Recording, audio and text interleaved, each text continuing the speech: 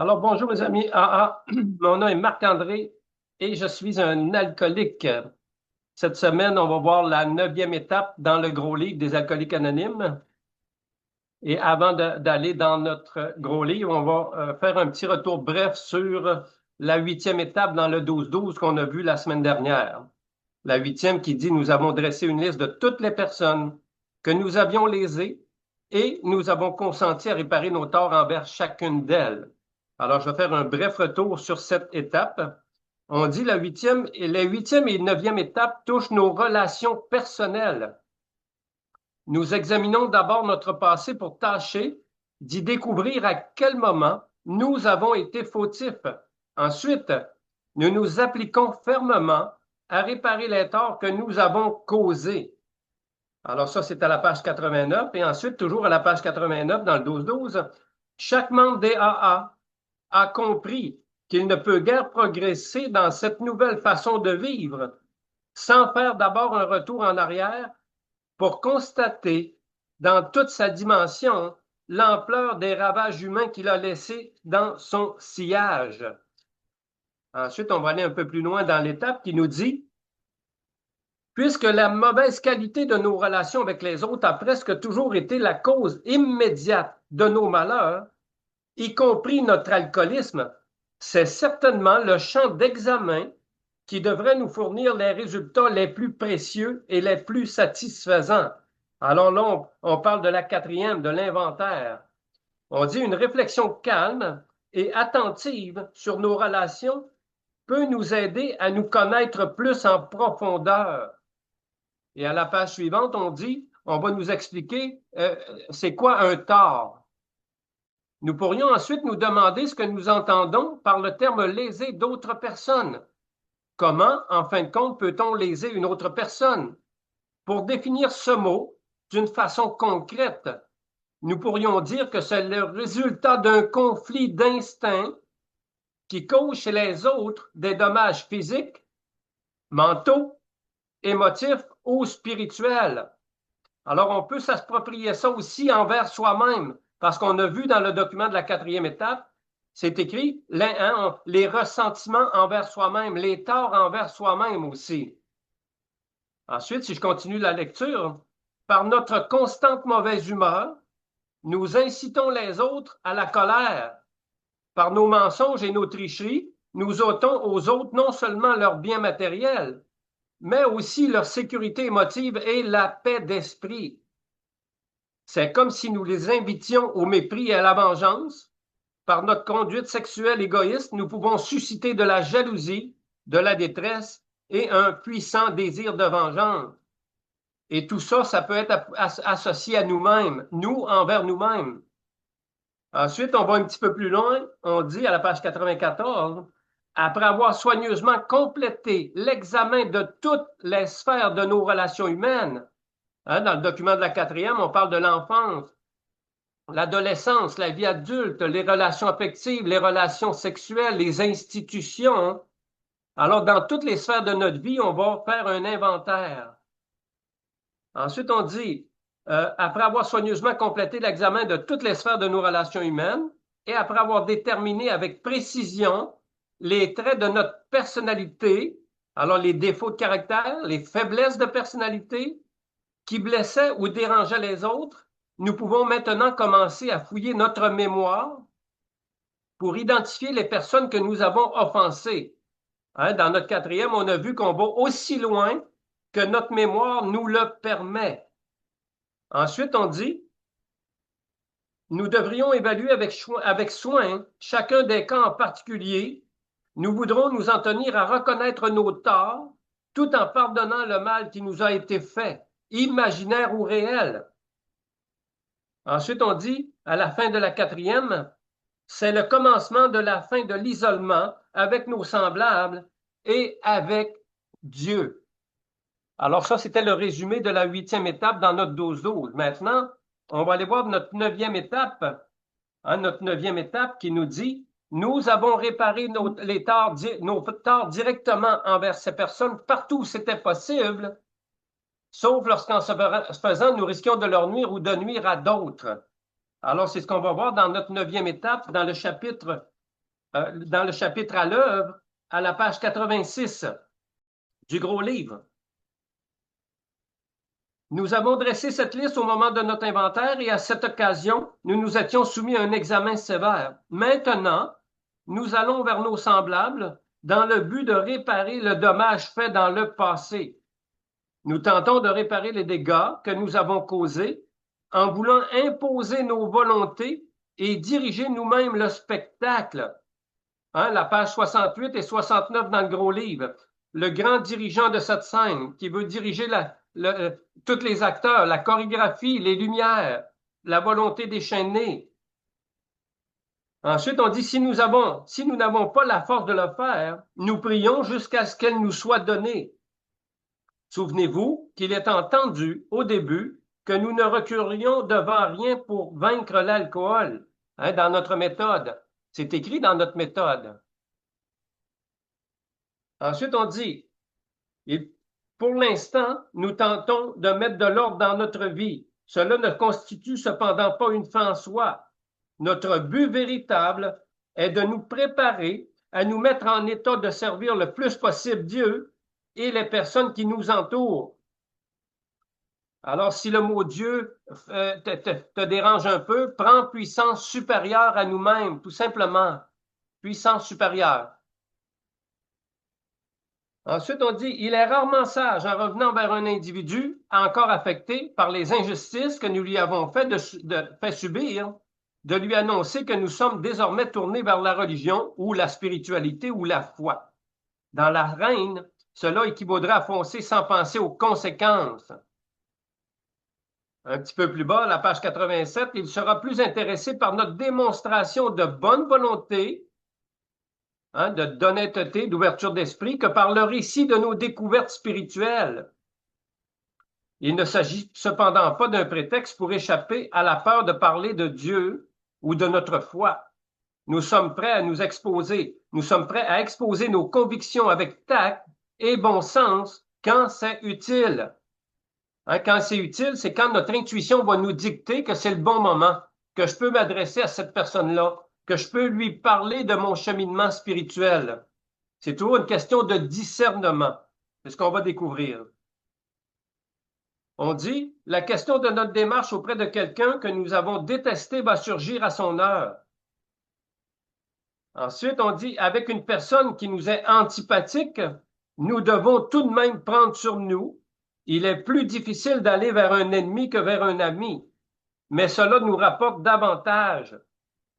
Nous abordons alors l'autre dans un état d'esprit, d'aide et de pardon. Nous avons notre inimitié passée et exprimons nos regrets.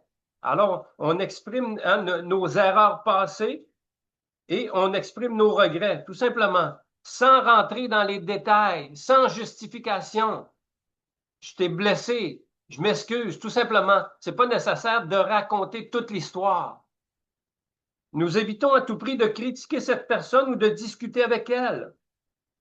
Nous lui disons simplement que nous ne pourrons pas surmonter notre problème d'alcool tant que nous n'aurons pas fait notre possible pour mettre de l'ordre dans notre passé.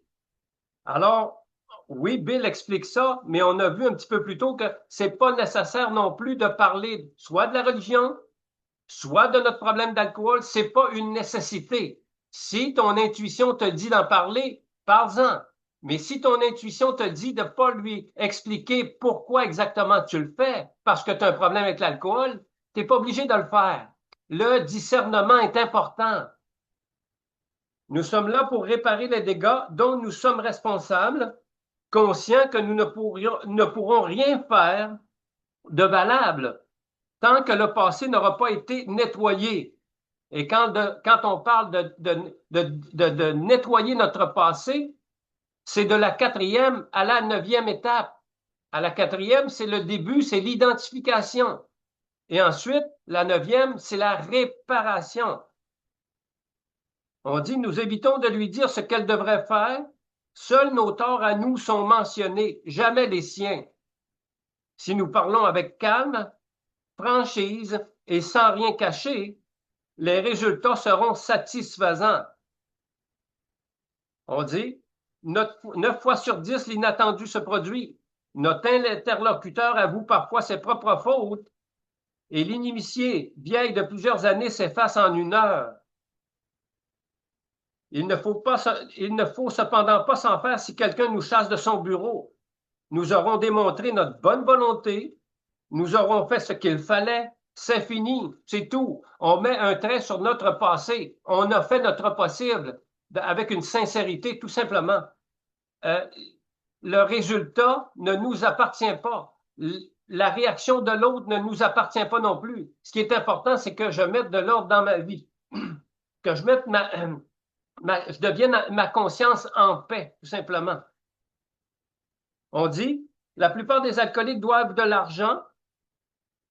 Nous ne cherchons pas à échapper à nos créanciers. Nous leur expliquons avec objectif, sans faire de manière au sujet de notre alcoolisme. Tout en discutant du meilleur arrangement possible, nous laissons savoir à ces gens que nous regrettons notre conduite passée. Notre alcoolisme a fait de nous des mauvais payeurs. Nous ne devons pas craindre nos créanciers, aussi loin que cela doit nous mener, car l'angoisse d'avoir la peur à leur faire face risque de nous faire boire. Et j'ai fait l'exercice quand je suis arrivé. J'avais beaucoup de dettes et mon parrain m'avait suggéré de faire la liste de tous mes créanciers, du plus petit au plus grand, de les appeler. J'ai tout appelé mes créanciers et je leur ai avoué ma situation et chaque créancier m'a attendu avec une promesse de leur donner un petit montant et c'est comme ça que j'ai effacé ma dette avec quelques années d'abstinence. Alors, il y a plusieurs manières de réparer, on va le voir. Ensuite, on dit à la page 89, bien que nous puissions réparer cet art d'innombrables façons, certains principes généraux peuvent nous guider et nous rappelant que nous avons décidé d'aller aussi loin qu'il le faudrait pour vivre une expérience spirituelle. Nous demandons que nous soit donnée la force et la lumière nécessaires pour faire ce qu'il faut, quelles que soient les conséquences pour nous. Alors, nous demandons la force et la lumière. Ça ne vient pas de Marc-André, la force et la lumière. Je ne l'avais pas la force, je n'avais pas le courage. Ça doit venir de ma puissance supérieure. Ensuite, on dit, cela peut signifier la perte de notre emploi ou notre réputation ou même l'incarcération. Mais nous sommes prêts à tout, il le faut. Nous devons reculer devant rien. En général, d'autres personnes sont mêlées à notre histoire. Nous prenons garde de ne pas jouer le rôle de martyr. Hein, l'apitoiement, pauvre petit Marc-André, fais pitié. Hein, je nourrissais ça dans mon esprit. Il a été placé dans des foyers, hein, la violence et tout ça. Alors on dit, nous prenons garde de ne pas jouer le rôle de martyr qui, dans un geste aussi précipité qu'inconsidéré, sacrifierait inutilement les autres pour échapper au piège de l'alcoolisme. Nous connaissons un homme qui s'était remarié à cause de l'alcool et par ressentiment, il ne payait pas de pension alimentaire à sa première femme. Elle était furieuse, elle s'est présentée à la cour et l'a fait incriminer. Il avait commencé à vivre selon nos principes. À la page 90, on dit, nous lui avons suggéré d'envoyer à sa première femme une lettre dans laquelle il admettait ses fautes et demandait pardon.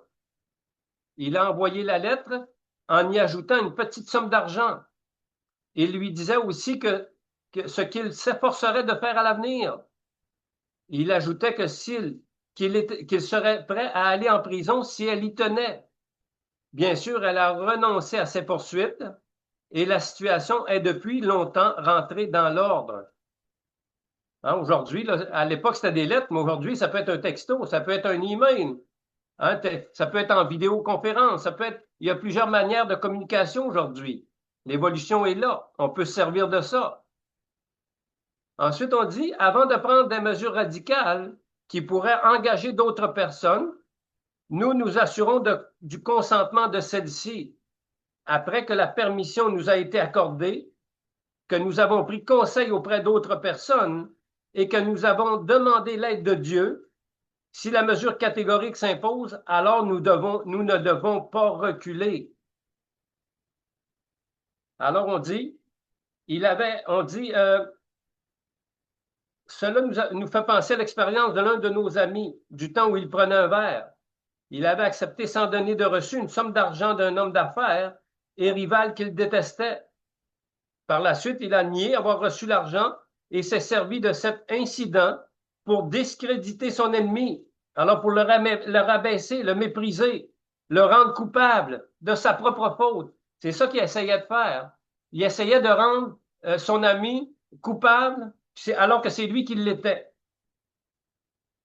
Il utilisait donc ses propres méfaits pour détruire la réputation d'un autre homme. Et effectivement, son rival fut ruiné. Il avait le sentiment d'avoir causé un tort qu'il serait incapable de redresser. Après avoir consulté sa femme et son associé, il en vint à la conclusion qu'il valait mieux prendre tous ces risques que de se tenir pour coupable de cette diffamation devant son Créateur. Il a constaté qu'il devait s'en remettre à Dieu quant à l'issue de cette affaire, sinon il recommencerait à boire et tout serait perdu de toute façon. Ensuite, on dit, il est probable que nous ayons des problèmes de ménage. Peut-être entretons-nous avec les femmes des relations dont nous préférons que la nature soit pas connue. Après quelques années aux côtés d'un alcoolique, une femme s'use, devient amère et incapable de communiquer. Comment pourrait-il en être autrement? Le mari ou le conjoint commence à se sentir seul et à s'apitoyer sur son sort. Il se met à chercher quelque chose d'autre que l'alcool dans les boîtes de nuit ou d'autres endroits du même genre. Et là, on parle de l'homme, mais ça peut être aussi bien à l'inverse, la femme. Hein, il y a autant d'hommes, de femmes qui peuvent avoir des relations extra-conjugales. On dit, quelle que soit la situation, nous devons généralement faire quelque chose pour la corriger. Si nous sommes certains que notre femme ne sait rien, devons-nous lui dire tout ce qui se passe? Pas nécessairement. Certes, nous devons avouer nos fautes. Elle peut cependant insister pour avoir tous les détails. Elle voudra savoir qui est l'autre femme et où elle habite. Nous considérons qu'il vaut mieux répondre que nous n'avons pas le droit de mêler une autre personne à nos problèmes de couple, que nous regrettons ce que nous avons fait et que si Dieu le veut, cette situation ne se présentera pas. Nous ne pouvons pas faire plus. Nous n'avons pas le droit d'aller plus loin. Notre mode de vie n'est pas à sens unique. Il est aussi bon pour la femme que pour le mari. Si les hommes sont capables d'oublier, les femmes le peuvent aussi. Toutefois, il vaut mieux ne pas révéler inutilement l'identité d'une personne sur qui, par la suite, notre femme pourrait décharger sa jalousie. On dit chacun pourrait prier en pensant surtout au bonheur de l'autre. N'oubliez jamais que vous traitez avec le plus terrible des sentiments humains, la jalousie, qui est un défaut de caractère, qui est une faiblesse de personnalité. En général, il vaut mieux attaquer stratégiquement le problème et éviter l'affrontement. Même si nous connaissons pas ces problèmes, même si nous ne connaissons pas ces complications chez nous, il y a beaucoup à faire dans nos relations familiales. Parfois, un alcoolique vous dira que la seule chose qu'il a à faire est de ne pas boire. De toute façon, s'il buvait, il n'aurait pas de foyer. Mais il doit faire beaucoup plus encore pour réparer cet tort envers sa femme ou ses parents qu'il a tant malmené pendant des années. La patience de certaines mères et de certaines femmes d'alcooliques dépasse tout entendement. Et un des traits de caractère qui ramène souvent l'alcoolique à la rechute, la culpabilité. Ma conscience n'est pas en paix, je traîne un boulet de culpabilité et le boulet est tellement lourd que souvent ça va nous ramener à la bouteille. Ensuite, un petit peu plus bas, on dit, l'alcoolique est comme un ouragan qui ravage la vie des autres sur son passage. Il brise des cœurs, détruit de tendres relations, déracine des affections, son égoïsme, hein, Bill il nous l'a dit, l'égoïsme et l'égocentrisme, croyons-nous, sont la source de tous nos problèmes. Et Bill nous décrit l'égoïsme, c'est le ressentiment, et l'égocentrisme, c'est l'apitoiement, les deux extrêmes de l'alcoolique. Hein, l'alcoolique a tendance à aller bouder dans son coin, se retirer comme un petit enfant blessé. Il va aller Hein? Vous dites ça en Belgique, là, vous cogitez. Hein? L'alcoolique va cogiter dans son coin, là. Il va se replier comme un petit bébé qui a pas eu ce qu'il voulait, là. Et là, après ça, là, la colère va monter en lui. Alors, l'apitoiement, c'est un ressentiment inversé envers soi-même. On se fait souffrir dans l'apitoiement, la colère monte en nous, et là, la colère, on va exploser. Bam! On va faire un ravage énorme dans toutes les sphères de notre vie, que ce soit au travail, familial, social. Alors, je vais prendre le temps de le répéter parce que c'est un petit passage important. L'alcoolique est comme un ouragan qui ravage la vie des autres sur son passage, ainsi que la sienne. Il brise des cœurs, détruit de tendres relations, déracine des affections. Son égoïsme et son manque d'égard constant maintiennent le foyer dans le tumulte. Marc-André, quand il est arrivé dans AA, il a pris conscience qu'il y avait d'autres êtres humains à côté de lui. Il n'y avait pas juste son gros nombril. Marc-André était centré sur son nombril. Le moi, moi, moi, moi. J'ai pris conscience qu'il y avait d'autres êtres humains qui vivaient à côté de moi. Ensuite, on dit, à notre avis, celui qui prétend qu'il suffit de ne pas boire n'a pas assez réfléchi à la question. Hein? Docteur Silwalk nous décrit la maladie, l'allergie physique à l'alcool doublée d'obsession mentale. Et dans notre méthode, on nous dit notre description de l'alcoolique. Voici le deuxième problème de l'alcoolisme. L'alcoolique, pas l'alcool. Le premier, c'est l'allergie physique, l'obsession de boire. Mais ensuite, c'est l'alcoolique, les traits de caractère. La deuxième partie de la maladie. Ensuite, on dit un petit peu plus bas à la page 93. Oui, nous avons un long travail de reconstruction devant nous et nous devons prendre l'initiative. Marmonner des excuses contrites ne suffit pas. Nous devons nous asseoir avec notre famille et analyser le passé franchement, tel que nous le voyons maintenant, en prenant bien soin de ne critiquer personne.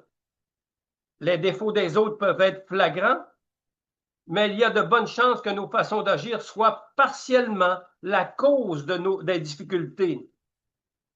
Nous mettons donc de l'ordre dans nos relations familiales. Chaque matin, au cours de notre méditation, alors combien de personnes ici se lèvent le matin et ne prennent pas le temps de méditer? 11e étape. Combien de personnes ne prennent même pas 30 secondes? Ils vont sauter en bas du lit, puis ils vont commencer leur activité, et ils ne se connecteront même pas à leur puissance supérieure. Dieu n'est pas là. Marc-André se lève et Dieu se couche. Ma puissance supérieure n'existe plus. Marc-André a pris le contrôle de sa journée. Le problème fondamental est là. Est-ce que j'en suis venu à croire qu'une puissance supérieure à moi-même pouvait me rendre la raison? Est-ce que j'ai décidé de confier ma vie et ma volonté aux soins de Dieu tel que je le conçois? Si oui, ben chaque matin, au cours de notre méditation, pas 1/2, 1/2, c'est de la demi-mesure. Alors, les demi-mesures ne nous ont rien donné. Chaque matin, au cours de notre méditation, nous demandons à notre Créateur de nous enseigner la patience, la tolérance, la bienveillance et l'amour. Alors, si tu ne le demandes pas, tu n'auras pas ça, là. Tu vas rester dans tes défauts de caractère. Tu vas nourrir le négatif en toi. Alors, je dois demander à Dieu qu'il me donne ça chaque matin. On dit à la page 94, la vie spirituelle n'est pas une théorie, nous devons la vivre. Qu'est-ce que ça veut dire? Ça veut dire la mettre en pratique, la pratiquer à chaque matin. J'ai beau me répéter, mais je dois le mettre en application. Simplement, vivre un principe spirituel, c'est le mettre en application. Ensuite, on dit, nous devons éviter de leur parler constamment de spiritualité. Ils y viendront à leur heure. Nous prêcherons mieux par notre façon d'agir que par nos paroles. Nous devons nous rappeler que 10 ou même 20 années d'alcoolisme actif peuvent rendre sceptique à peu près n'importe qui. Certains torts peuvent être impossibles à redresser complètement. Dans ce cas, si nous sommes vraiment sincères dans nos intentions, nous ne devons pas en faire un problème. Lorsque, par exemple, nous ne pouvons entrer en contact direct avec les personnes en cause. Nous leur écrivons une lettre, un texto, un email, hein, avec la manière de communiquer aujourd'hui. J'ai perdu le point. Oui. Il peut arriver aussi que nous ayons une raison valable de remettre nos excuses à plus tard, mais si cela est possible, nous ne prenons pas de retard. Hein, Bill nous l'a dit, tout retard est dangereux pour un alcoolique. Et la tendance de l'alcoolique à rationaliser puis à remettre à plus tard, c'est un défaut de caractère. Ça peut être dangereux. Ensuite, on dit, sans tomber dans la servilité, ni nous montrer grincheux. Alors, la servilité, ça veut dire un comportement servile, un esprit de basse soumission. Hein, dans notre méthode, on dit se soumettre complètement à ce simple programme. Alors, si je reste dans la servilité, je vais me soumettre, mais pas tant que ça. Oh oui, le mode de vie, ouais, je suis bien prêt à la prendre une, deux, trois étapes, mais le reste, je vais mettre ça de côté. Alors, c'est de la complaisance, c'est de la rébellion, c'est de la résistance. Il y a beaucoup, dans la servilité, il y a de la mesquinerie. Hein, une certitude, on dit une certitude trop étroite, la conviction d'avoir la raison, la vérité absolue. Alors, c'est des traits de caractère. Ensuite, on dit sans tomber dans la servilité, ni nous montrer grincheux. Il y en a-tu ici qui sont grincheux par moment où ça leur est arrivé? Il y en a une sur le lot, c'est bon. Il y en a une qui est honnête. Ah bon, OK. Ah, il y en a deux. On est trois. Ah, il y en a un qui sourit, on est quatre. Un quatrième qui sourit. Cinq. Ah, j'en vois un sixième. Ah, OK. OK, on va prendre le temps de poser la question. Revenons à nos moutons. On dit, nous tâchons d'agir avec empathie, tact, bienveillance et humilité. À titre d'agent de Dieu, page 70 du gros livre. Hein, il est l'employeur et nous sommes ses agents. Nous nous tenons debout et nous ne rampons devant personne. Ensuite, on dit, si nous sommes sérieux et appliqués dans les efforts que demande cette phase de notre évolution, alors les promesses, hein, ces promesses-là, c'est les promesses de la 9e étape. Et dans chaque étape, dans chaque chapitre, il existe des promesses lorsque je réponds à la condition. Parce que dans A, on dit que la seule condition pour être membre, c'est un désir d'arrêter de boire. Mais pour atteindre le réveil spirituel tant attendu, c'est rempli de conditions dans chaque étape. Si je remplis certaines conditions, je vais connaître un réveil spirituel. Ensuite, on dit, si nous sommes sérieux et appliqués dans les efforts que demande cette phase de notre évolution, nous serons étonnés des résultats, même après n'avoir parcouru que la moitié du chemin. Nous connaîtrons une nouvelle liberté et un nouveau bonheur. Nous ne regretterons pas plus le passé que nous ne voudrons l'oublier. Nous comprendrons le sens du mot sérénité et nous connaîtrons la paix, la plus belle et la plus grande promesse pour un alcoolique désordonné, confus, rempli de peur, rempli de haine, de colère. C'est une des plus belles promesses. Et si tu doutes que c'est impossible de calmer ton esprit, quand j'entends ça souvent par les alcooliques, ma tête n'arrête pas, mes pensées n'arrêtent pas. Si tes pensées n'arrêtent pas, c'est sûrement que Dieu est absent. Lorsque Dieu est absent dans ma tête, dans mon esprit, les pensées s'arrêtent. C'est la barrière entre mes pensées folles d'alcoolique et la présence de Dieu. Alors, la paix d'esprit, la sérénité, ça existe vraiment. C'est un but à atteindre. Allez voir la page 122 dans le 12-12, le réveil spirituel. C'est une promesse. Ensuite, on dit, si profonde qu'ait été notre déchéance, nous verrons comment notre expérience peut profiter aux autres. Nous perdrons le sentiment d'être inutiles et cesserons de nous apitoyer sur notre sort. Ça aussi, ça m'a été enlevé. L'apitoiement, le ressentiment. Oh, quel cadeau! Mettant nos propres intérêts de côté, nous nous intéresserons davantage à nos semblables. Nous ne serons plus tournés exclusivement vers nous-mêmes. vers notre nombril. Désormais, nous envisagerons la vie d'une façon différente. Page 122 du 12-12 d'expérience spirituelle. La crainte des gens et de l'insécurité financière disparaîtra. Notre intuition, et je rajoute notre intuition spirituelle, la forme spirituelle, la présence de Dieu dans notre vie, notre intuition nous dictera notre conduite dans des situations qui auparavant nous déroutaient. Soudain, nous constaterons que Dieu fait pour nous ce que nous ne pouvions pas faire pour nous-mêmes. Est-ce que ce sont là des promesses extravagantes? Nous ne le croyons pas. Ces promesses se réalisent parmi nous parfois rapidement, parfois lentement, mais elles se matérialisent toujours si, à condition que nous travaillons dans ce sens. Alors, la référence pour ce petit passage-là, là, c'est que parfois rapidement, parfois lentement, à la page 633, 634, l'expérience spirituelle, on nous l'explique que pour certaines personnes, ça va être subi, d'autres, ça va être par progrès spirituel. Mais il y en a qui peuvent le vivre comme ça, rapidement, à l'instant même. Parce que Bill l'a écrit aussi. Puis c'est vous le découvrir maintenant. Ensuite, ça, c'est la fin de notre 9e étape dans notre gros livre, hein, qui dit nous avons réparé nos torts directement vers ces personnes, partout où c'était possible, sauf lorsqu'en se faisant, nous risquions de leur nuire ou de nuire à d'autres. Alors, c'était notre 9e étape. La semaine prochaine, 9e étape dans le 12-12.